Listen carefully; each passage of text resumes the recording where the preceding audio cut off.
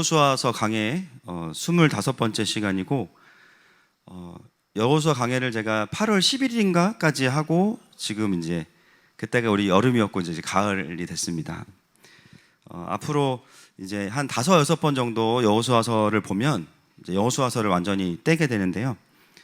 올 한 해를 하나님께서 여호수아서를 통해서 또 우리 공동체의 포문을 여셨고 또 이 백성들이 땅을 정복해가는 과정을 통해서 정말 예배 때마다 참 놀라운 회복이 있었습니다. 할렐루야.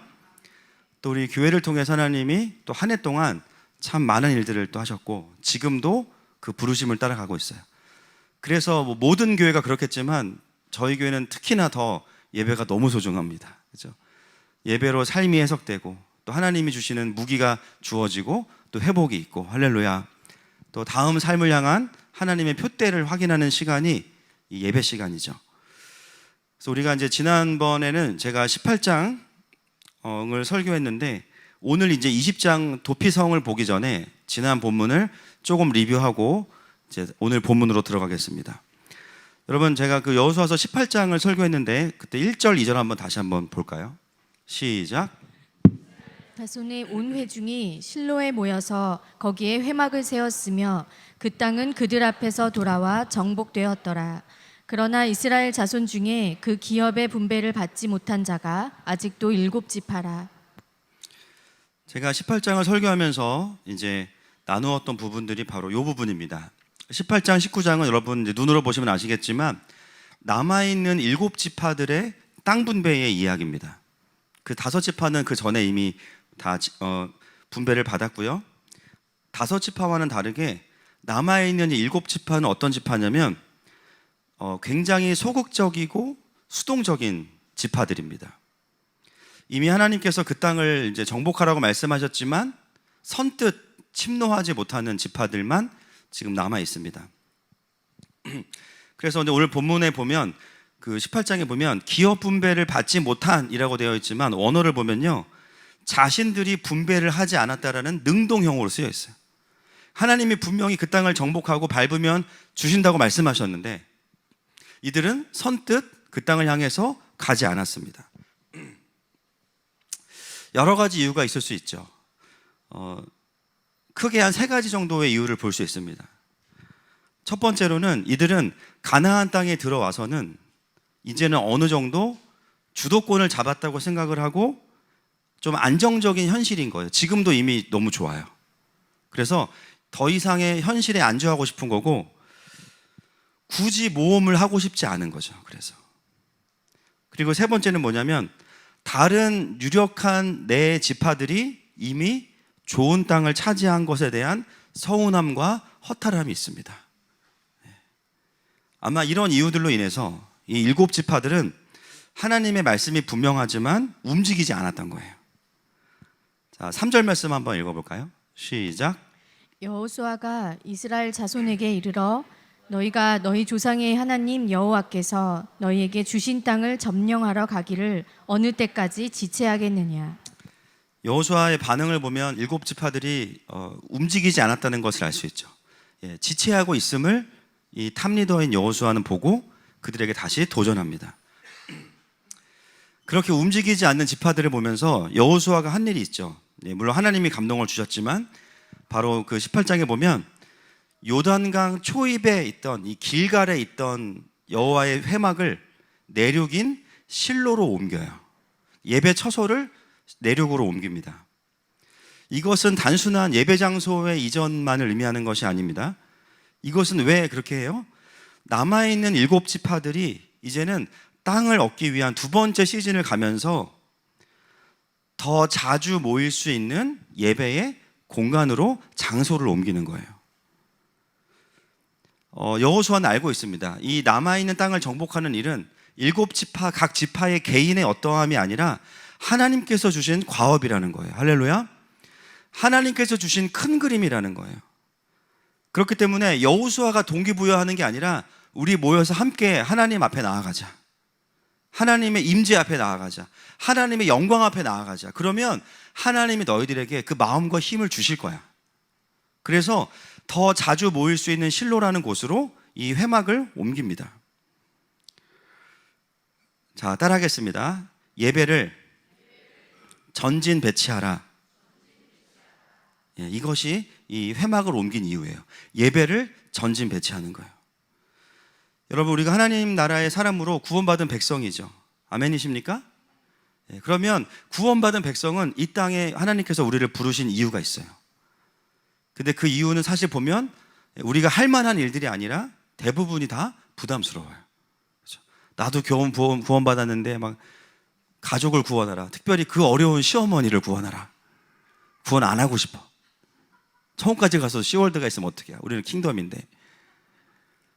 그리고 막 나는 아직 할 줄 아는 게 없는데 막 세계복음화를 하라고 그러고. 여러분, 제가 98년도에 하나님을 여름에 만나면서 하나님을 만나면서 드렸던 고백이 뭐냐면, 하나님 세계복음화 제가 하겠습니다 했어요. 예, 미친 거죠. 극단적인 아주, 그죠? NFP의 성격으로 주님 제가 다 하겠습니다. 주님 가만히 계세요 이제. 그리고 팔 걷어붙이고 사역을 시작했는데 세계복음화가 문제가 아니고 주변 사람들이 다 상처받아. 저 때문에 정죄하고. 그러면서 아직 내가 인간이 안 됐구나, 그걸 깨닫게 되고. 사실 하나님께서 우리에게 주시는 이 부르심과 사명은 되게 크고 내가 이루기에는 되게 부담스러운 거예요. 그래서 어떻게 돼요? 사실은 이 일곱 지파뿐만이 아니라 우리도 어느 순간 일곱 지파처럼 하나님의 부르심이 너무 분명하지만 여러 가지 이유로 인해서 차일 피일 순종을 미루게 됩니다. 그러다 보면 어떻게 돼요? 또 사단이 그걸 또 냄새를 맡죠. 또 주변에 슬슬 옵니다 또. 그래서 어떻게 해요? 뭘 시작해요? 정죄를 시작해요. 그러면 어떻게 돼요? 앞에 앉다가 슬슬 예배가 뒤로 갑니다 이제. 야, 너 원래 잘했다가 왜 요즘에 안 하니? 그러면서 너 순종 안 하고 있어. 불순종하고 있어. 스스로 정죄하게 만들고 자책하게 만들어요. 그럼 어떻게 돼요? 더 하나님을 볼 낯이 없어요. 이게 이제 반복이 됩니다. 여러분, 우리가 하나님의 어떤 부르심 앞에서 순종하기 싫을 때 마음을 끌어올리는 가장 강력하고 유일한 방법은 뭐냐면 더 하나님의 임재 앞으로 나아가는 거예요. 하기 싫은 마음을 굳이 억지로 누르지 마세요. 하나님, 사실 나 마음이 이렇습니다. 그런데 어떻게 하냐면 그 마음을 가지고 더 예배하는 거예요. 정직하게 예배하고 마음을 드리는 거예요. 그것이 바로 예배를 전진 배치하는 겁니다. 여러분, 그렇게 예배하다 보면 어떤 일이 발생하냐면 다시 영이 깨어나요. 아, 이 일은 내가 하는 게 아니었지. 하나님께서 이루시겠지. 그리고 지쳐있는 마음이 회복돼요. 할렐루야. 예배 가운데 회복되는 거예요. 예배 가운데. 여러분, 예배가 죽으면요, 교회가요, 아무리 좋은 목회 시스템을 가지고 와도 다 실패합니다. 뭐 G2L부, 두 날개, 뭐 양념반, 후라이드 반 다 실패해. 뭐 가정교회, 뭐 안 가정교회 다 실패해 결국은. 여러분, 교회는 시스템으로 돌아가는 곳이 아니에요. 아멘이십니까? 살아계신 하나님의 임재가 있는 이 회막을 중심으로 하나님의 영광이 임해야만 그 모든 것들을 할 수 있는 거예요. 여러분, 나에게 주어진 사명이 부담되고 그것을 이루기가 어렵다라고 느껴지는 것은 내가 불순종하기 때문만은 아닙니다. 나에게 충분한 하나님의 영광이 지금 비춰지고 있지 않기 때문인 거예요. 여러분, 우리가 은혜 받으면 어떻게 돼요? 믿음이 생겨요. 희한해요. 그 일이 될 것 같아. 순종도 기쁨으로 할 수 있어요. 그게 뭡니까? 바로 예배를 전진 배치하는 겁니다. 단순히 내가 어떤 하나님의 일을 이루기 위해서 예배하라 그 말씀이 아니라 뭔가 부담스러운 사명이 있을 때 지금 내 안에는요, 하나님의 부르심보다 영광이 더 부족하다는 얘기예요. 그때 어떻게 해요? 더 예배하는 자리로 가는 거예요. 우리가 이제 10월부터 이제 11월에 접어들면서 지금 우리는 이제 2024년을 준비하는 시기입니다. 여러분, 우리에게 지금 가장 중요한 게 뭘까요? 예배를 전진 배치하는 겁니다. 올해 하나님이 많은 일을 이루셨죠. 여러분, 근데 어떻게 우리가 달려왔죠? 다들 뭐라고 하냐면 어떻게 했나 모르겠대. 그거를 만약에 제가 1월 달에 스케줄을 만약에 발표했으면 아마 여기 아무도 안 앉아 계셨을 거예요. 2달 매일 예배하고, 그죠? 막 임직은 그냥 막 양념이야, 거의 양념. 임직하고 임직 끝나니까 막 선교 나가고. 결국 그 모든 일들을 할 수 있었던 것은 뭐냐면 우리가 계획했기 때문이 아니라 하나님께서 우리에게 은혜를 주셨고 그것을 할 수 있는 기름을 주셨고 하나님의 영광을 받기 때문입니다. 여러분, 내년을 생각하면서 혹시나 내 마음 가운데 순종하고자 하는 마음도 있어요. 5 지파와 같이. 그러나 뭔가 움직여지지 않는 훨씬 더 큰 마음들이 있으십니까? 7지파의 마음들이 있습니까? 나 순종하기 싫은데, 변화가 싫은데, 두려운데. 여러분, 그 마음속에 강력한 경배의 제단을 세우십시오. 길갈에 있는 예배를 실로로 이동하세요. 하나님 여러분을 통해서 올해보다 더 놀라운 하나님 나라의 열매들을 맺으실 겁니다. 할렐루야. 그래서 공동체에서도 이번 주부터 변화가 하나 있었죠. 새벽 예배를 우리가 실시간으로 하고 있습니다. 거의 실신하기 직전입니다. 지금 교육자들이 거의 실시하기 직전이에요. 지금 막 이게 낮인지 밤인지 몰라요. 막 여러분, 실시간 주님이 와서 해주시는 거 절대 아닌 거 아시죠? 성령님이 와서 막 피아노 막 쳐주시고 막 카메라 켜고, 성령님 안 하세요. 안 하세요. 다 누가 합니까? 성령의 감동을 받은, 교회의 페이를 받는 교육자들이 하고 있어요. 근데 여러분, 이걸 누가 결정했냐면 교육자들이 결정했어요. 지난주에 저희 교육자들이 이제 내년 사역을 놓고 워크숍을 했는데, 제가 선교 이후에 뭔가 약간의 침체가 느껴져서 제가 이제 결단을 했죠. 11월 새벽 기도를 내가 다 하겠다. 그랬더니 교육자들이 그러지 마소서. 왜냐하면 목사님 그러면 12월에 안 보일 거잖아요. 그러니까 저를 너무 잘 알아요. 우리 제가 스파크잖아요. 스파크. 불사르고 사라진다. 그 좋은데 11월은 좋은데 12월에 목사님 안 나오면 또 다 밑으로 떨어집니다.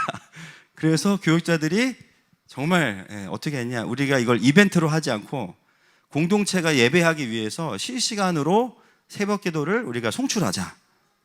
그래서 새벽부터 3, 4명의 스텝이 나와서 예배를 지금 송출하고 있고요. 그렇게 되니까 이제 교육자들도 마음이 새로워지는 거예요. 물론 모든 예배가 소중해요. 할렐루야.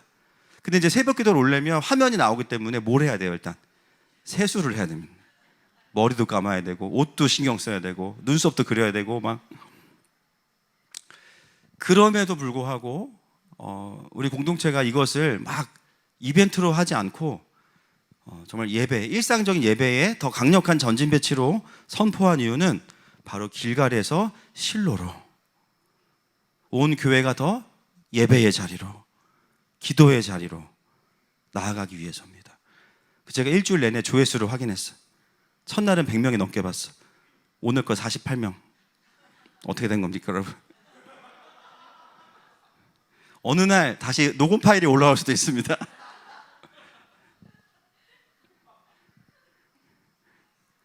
여러분, 하늘마음교회가 이제 10년을 넘어서면서 개척된 교회에서 하나님 나라의 과업을 완성하는 마지막 때를 관통하는 교회가 되었습니다. 할렐루야. 여러분, 사명이 크면요, 부담이 크면 안 돼요. 영광이 커야 돼요. 여러분, 사명이 크다는 것은 왜 감사하냐면 더 큰 하나님의 임재가 부어지기 때문이에요. 할렐루야. 더 큰 하나님의 영광과 사랑이 부어지기 때문이에요. 여러분, 하나님은 아무한테나 하나님의 일을 맡기시지 않습니다. 동의하십니까? 하나님의 마음을 알고 하나님의 영광을 아는 자들에게 능력과 상관없이 은사들을 부으셔서 하나님의 일을 하게 하시는 거예요.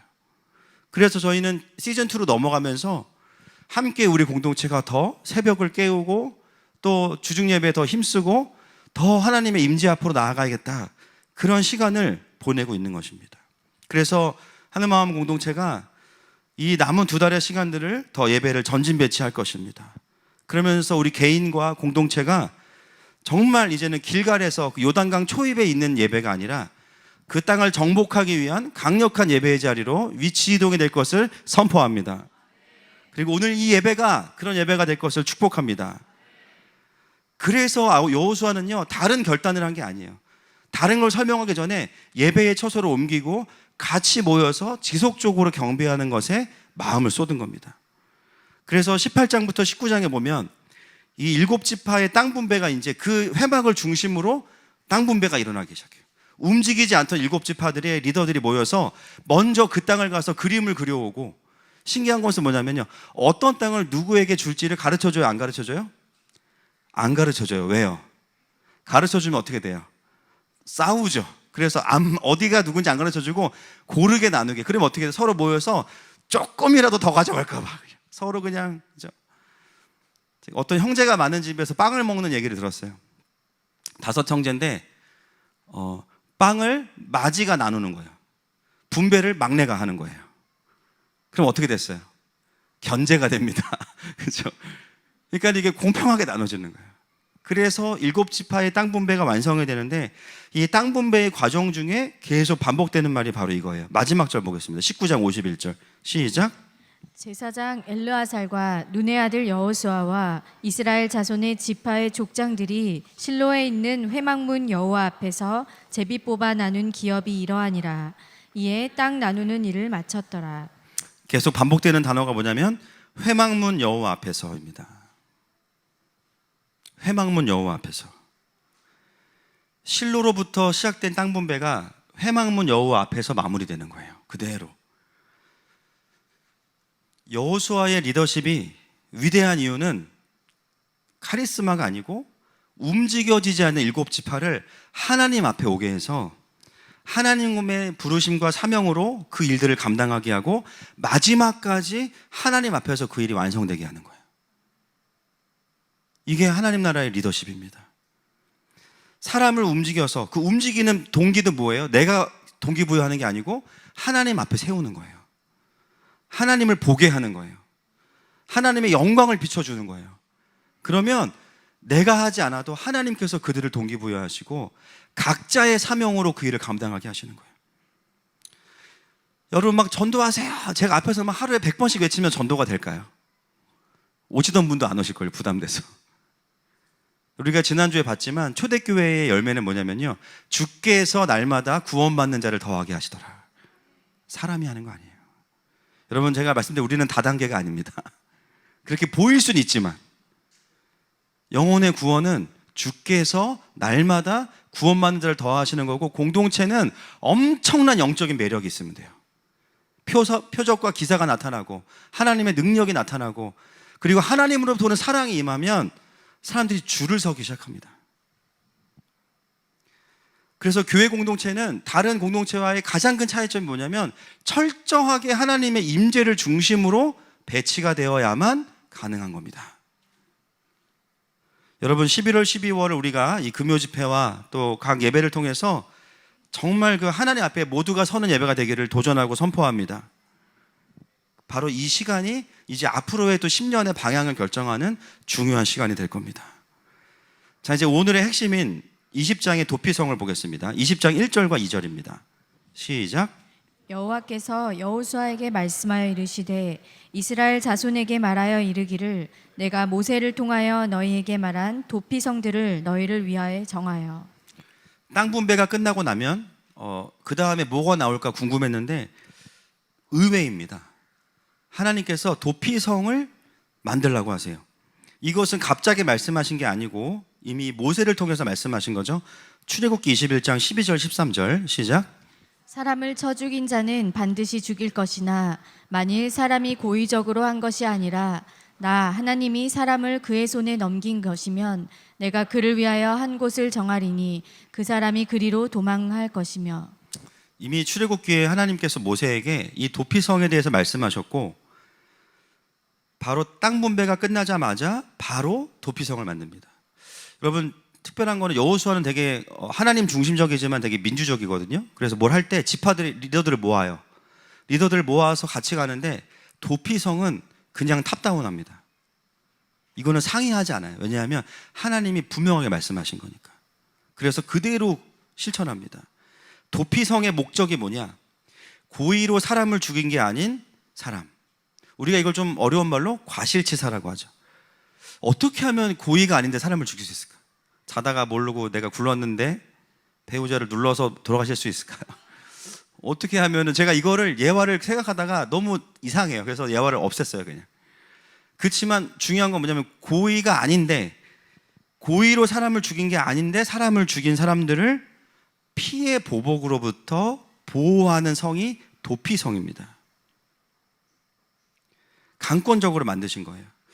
왜 하나님은 이 도피성을 그렇게 급하게 땅 분배 다음에 우선적으로 만들게 하셨는지를 한번 좀 살펴보겠습니다. 먼저 3절 다시 한번 보겠습니다. 시작. 부지 중에 실수로 사람을 죽인 자를 그리로 도망하게 하라. 이는 너희를 위해 피해 보복자를 피할 곳이니라. 네, 이게 첫 번째 목적이고, 그래서 부지 중에 실수로 사람을 죽인 사람들이 이 도피성에 옵니다. 그러면 어떻게 해야 되냐? 첫 번째 그 이제 과정이 있어요. 도피성에 들어가는 과정. 4절 시작. 이 성읍들 중에 하나에 도피하는 자는 그 성읍에 들어가는 문 어귀에 서서 그 성읍의 장로들의 귀에 자기의 사건을 말할 것이요 그들은 그를 성읍에 받아들여 한 곳을 주어 자기들 중에 거주하게 하고. 첫 번째로 이 도피성에 들어가는 사람은 자기가 왜 부지 중에 사람을 실수로 죽였는지를 증명해야 돼요. 그래서 이게 장로들에게 말한다라고 하지만 사실은 이 문에서 재판을 하는 겁니다. 제가 어떻게 하다 보니까 사람을 죽였습니다. 근데 지금 그 가족들이 저를 죽이려고 찾아와 오고 있습니다. 그 얘기를 도피성 입구에서 해야 됩니다. 그래서 여기서 죽일 의도가 없었음을 확인해야 돼요. 그리고 나서 성에 들어온 다음에 이제 6절 보겠습니다. 시작. 그 살인자는 회중 앞에 서서 재판을 받기까지 또는 그 당시 대제사장이 죽기까지 그 성읍에 거주하다가 그 후에 그 살인자는 그 성읍 곧 자기가 도망하여 나온 자기 성읍 자기 집으로 돌아갈지니라 하라 하시니라. 이 살인자가 그 성읍에 들어와서 다시 돌아갈 수 있는 두 가지의 조건이 뭐냐면 재판을 통해서 무고함이 완전히 드러나는 경우. 이건 이해되시죠? 두 번째는 뭐냐면 그 당시에 있었던 대제사장이 죽으면 돌아갈 수 있다는 거예요. 두 번째가 특이하죠. 대제사장이 죽으면 돌아갈 수 있다는 거예요. 이게 어떤 의미냐면 오늘날로 따지면 여러분 그 범죄를 저지르면 이걸 재판할 수 있는 기간이 있어요. 이걸 뭐라 그러죠? 많이 당해보셨 공소시효죠. 공소시효가 지나면 이 죄에 대해서 다시는 이제 말할 수 없는 건데 공소시효의 개념이 있어요. 일단 두 번째는 뭐냐? 대제사장이 죽는다는 것은 그 모든 살인에 대한 책임이 사라진다라는 것을 의미하는데 그것은 바로 무엇과 연결되냐면 우리의 대제사장이신 예수님과 연결됩니다. 그래서 예수님의 죽음은 대제사장으로서의 죽음이시기 때문에 우리의 모든 죄를 사하신 거예요. 그럴 경우에 돌아갈 수 있고요. 자, 그리고 도피성의 특징은요. 도피성은 하나만 있는 게 아니고 총 몇 개가 있습니까? 6개가 있습니다. 요단 동편에 3곳이 있고 서편에 3곳이 있어요. 이것은 무엇을 의미하냐면 그 위치를 제가 보니까 하루면 갈 수 있는 곳이에요. 모든 지파가 다. 여러분 대한민국이 살기 좋은 이유 중에 하나가 뭐예요? 곳곳에 CU가 있습니다. 할렐루야. CU가 없으면 GS25시. 그렇죠? 어디를 가도 제가 선교지 나갔다 와서 나는 너무 쉽지 않다 느꼈던 게 정말 살아보는 한국 사는 사람들만 느끼는 편리함이 있잖아요. 그죠? 그 도피성은 뭐냐면 모든 지파의 사람들이 그러한 과실치사의 경우에 하루면 도망 올 수 있는 거리에 배치를 딱 시켜놓은 거예요. 그래서 이 도피성은 유대인 이스라엘만 오는 것이 아니라 라합이나 또 기브온 같은 이방인들에게도 이 혜택이 돌아갑니다.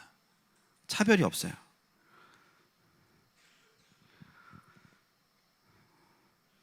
우리는 이제 이 도피성을 하나님이 어떤 마음으로 만들라고 하셨는가를 생각해 볼 필요가 있죠. 여러분 하나님의 가장 중요한 성품은 사랑과 공의. 그렇죠? 사랑과 공의예요. 충돌하지 않습니다. 하나님은 도피성을 왜 만드셨을까요? 왜 이 예외의 상황을 만드셨을까요? 만약에 고의로 살인한 경우, 원한이 있어서 사람을 죽인 경우, 그때는 율법에 따라서 합당한 죄의 대가를 치르게 하면 돼요. 도피성으로 와도 안 받아줍니다. 그런데 고의 중에 한 살인에 대해서 어쨌든 살인을 했기 때문에 이 피해자의 가정이 복수를 하게 될 경우에 어떤 일이 벌어지냐면 그때부터 원한 관계가 맺어집니다. 일부러 그런 게 아닌데 다시 또 복수로 살인을 또 했다. 그러면 어떻게 돼요? 그래서 나온 영화가 내 아버지를 죽인 원수예요. 그죠? 내가 너에게 내 원수를 갚으리라. 그러면 또 이 집에서 그 죽인 자녀가 또 그 원한을 가지고 또 이 집에 복수를 하고 그럼 또 이 집의 아들이 또 커서 칼을 갈다가 또 복수를 하고.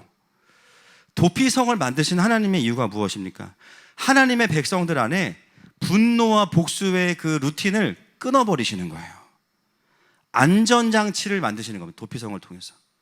그 외에 인간의 죄에 대한 것은 이에는 이, 눈에는 눈, 율법의 정신이니까 죄의 대가를 치르게 하면 되지만 그렇지 않은 경우에 대해서는 불필요한 분노와 복수의 그 일들이 끊어지도록 하기 위해서 도피성을 만드신 거예요. 여러분 이미 느끼고 계시겠지만 이 도피성은 누구를 의미합니까? 바로 예수 그리스도이십니다. 도피성에 들어가는 것 자체가 우리가 구원받는 여정과 똑같아요.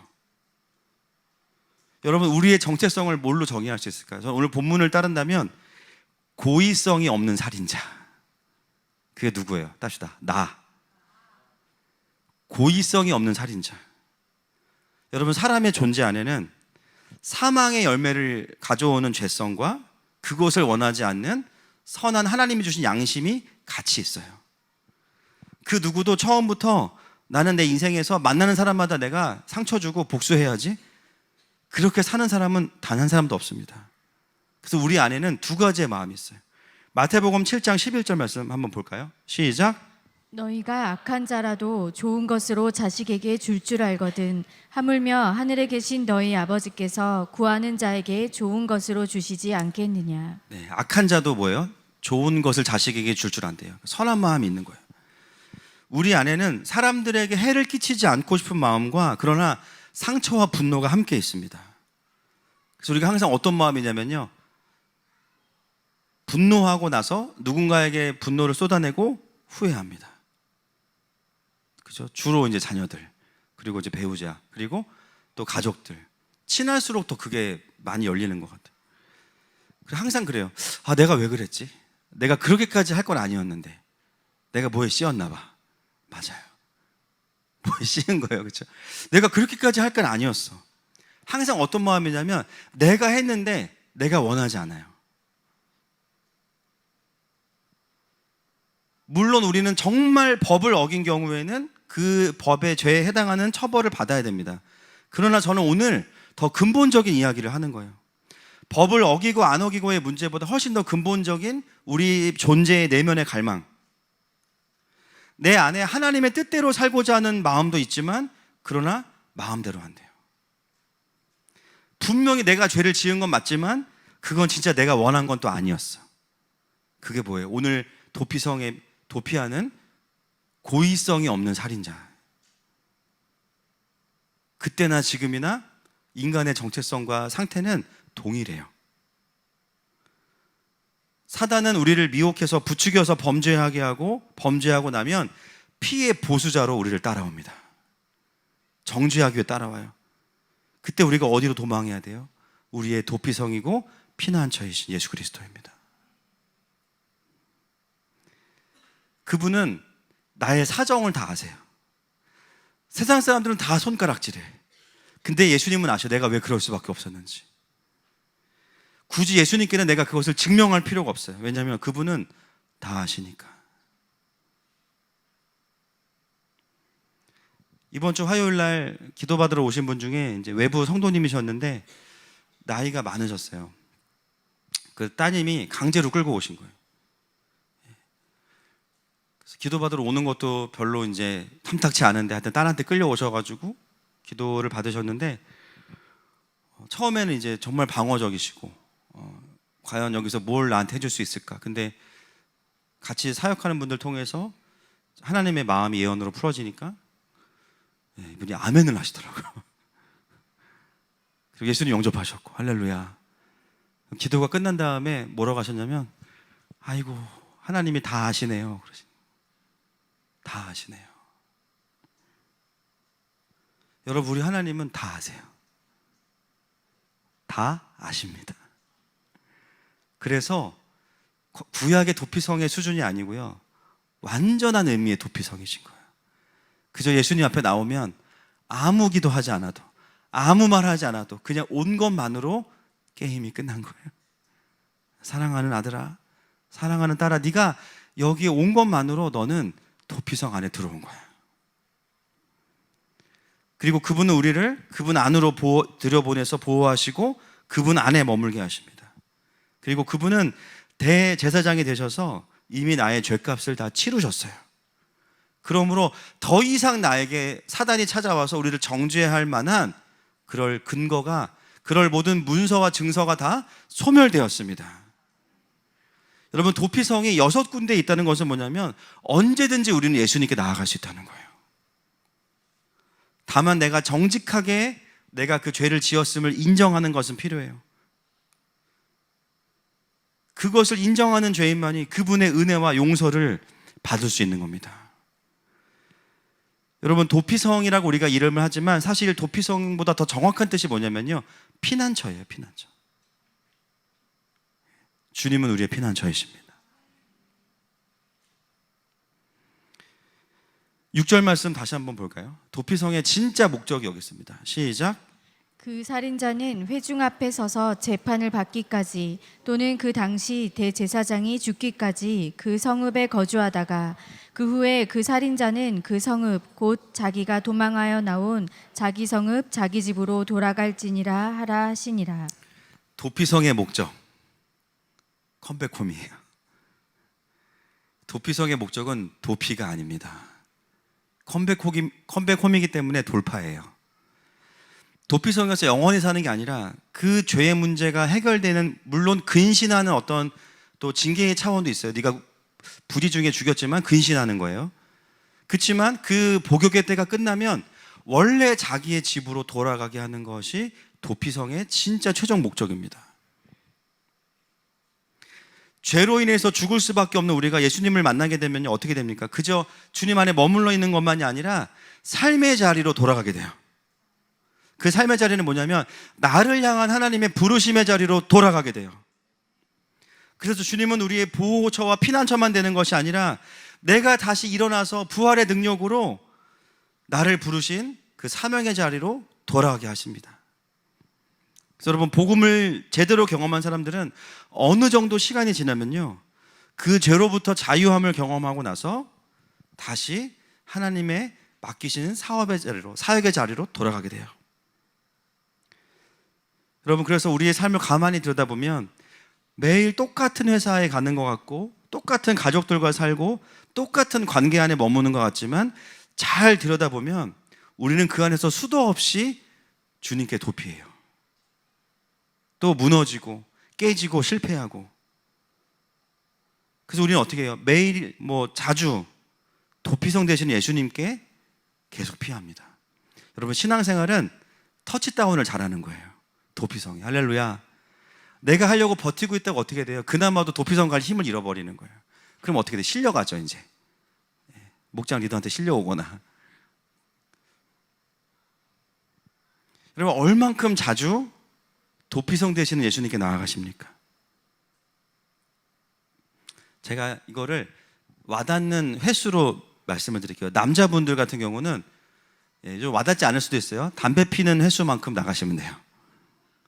지금 표정 관리가 안 되시는 분들이 계시는데 하루에 담배 피는 그 타이밍이 도피성 되시는 예수님께 나아가는 타이밍. 다른, 그죠? 재단을, 다른 향을 피워야겠죠. 남자분들이 성막에 대한 갈망이 있기 때문에 담배를 피시는 거거든요.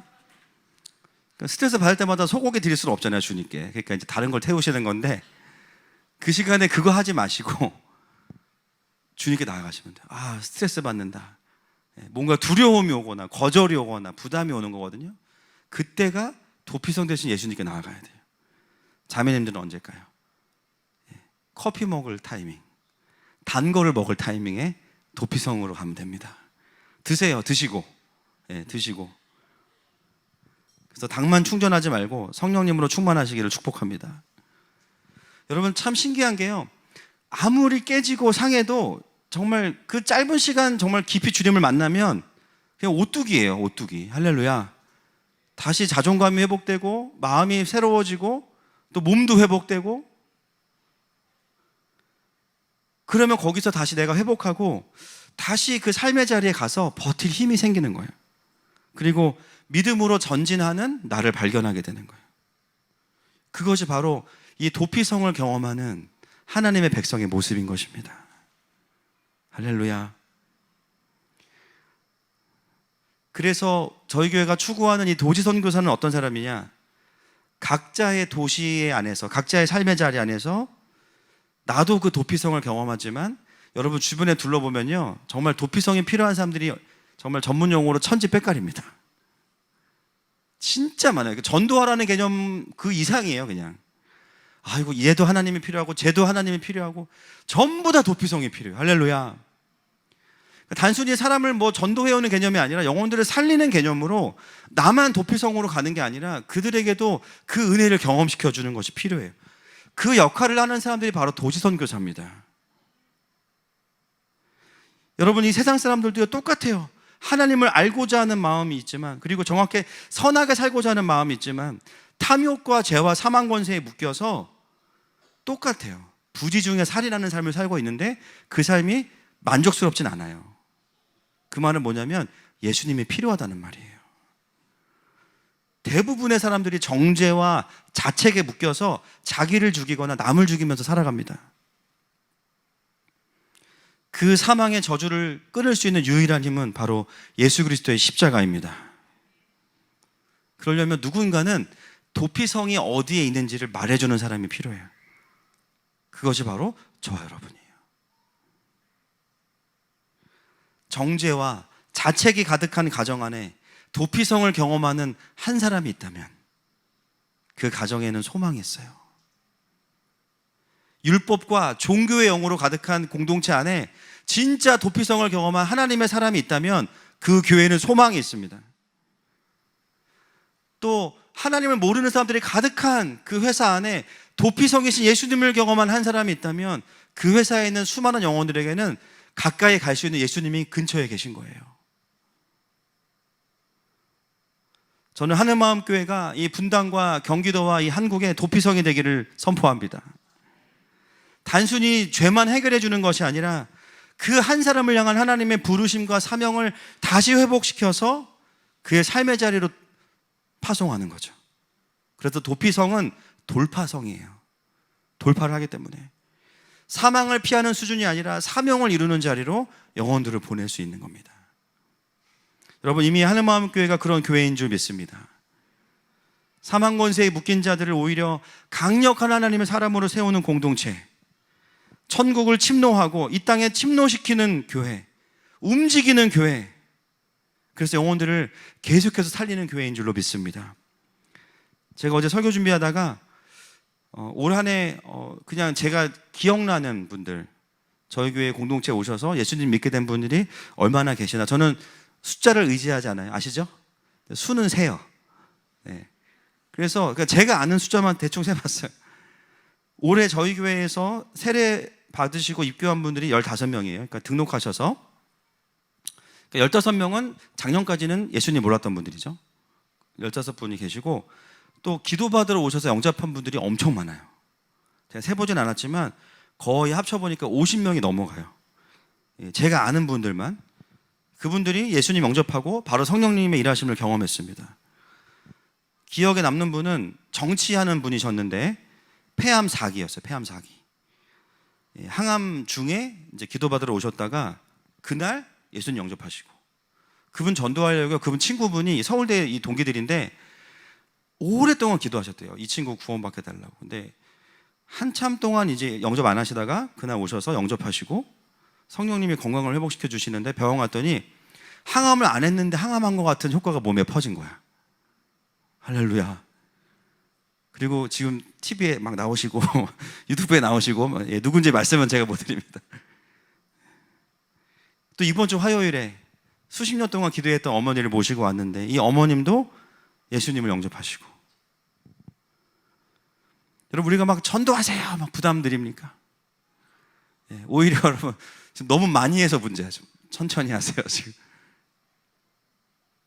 그냥 하나님께서, 주께서 날마다 하나님의 사람들을 구원하시는 거예요.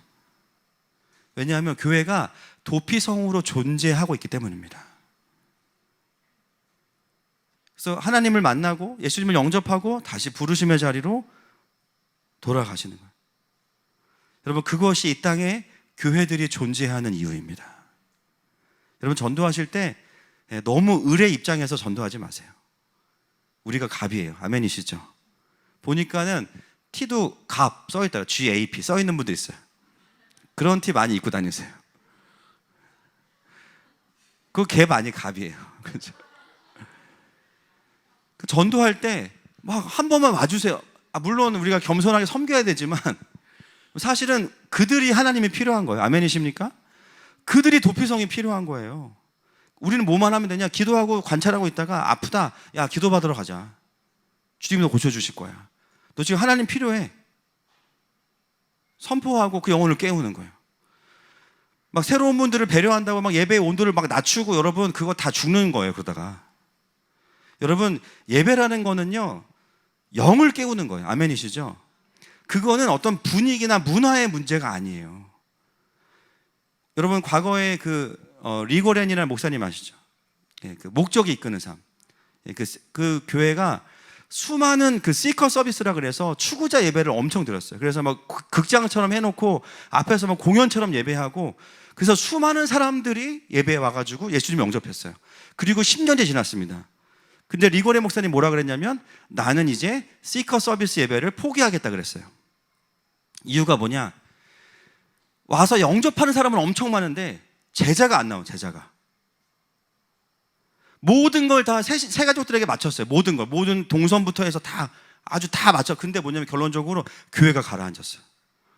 어느 순간 제자가 안 나오고 성숙하지 않고 자기 부인이 일어나지 않으니까 아무도 십자가를 지지 않는 거야. 수많은 청중만 있을 뿐이지 제자가 없어요. 그래서 어떻게 했냐? 수많은 사역자들 다 방출시켰습니다. 우리 이제 이 사역 안 할 거야. 영혼을 구원한다는 것은 우리가 사람들을 뭔가 서비스에서 하는 그런 영업이 아닙니다. 하나님의 임재 앞으로 영혼들을 데려오고 하나님이 그분들을 만나주시는 거예요. 복음의 능력이 풀어지는 거예요. 우리는 그 영광을 보는 것입니다. 여러분 오늘날 이 시대의 도피성은 예수님이시고 예수님을 머리로 하는 공동체입니다. 여러분 여러분의 목장을 축복합니다. 그 목장에 오는 모든 불신자들이 예수님을 만날 것을 선포하고 축복합니다. 거기서 기사와 표적을 경험하고 진짜 복음을 경험하고 묶였던 모든 묶임으로부터 자유케 되어지고 그래서 그들 또한 도피성을 경험하는 그 은혜가 있기를 축복합니다. 시간 함께 기도하며 나가기 원합니다. 지금은 그 어느 때보다 예수님의 도피성 되심이 많이 선포돼야 돼요.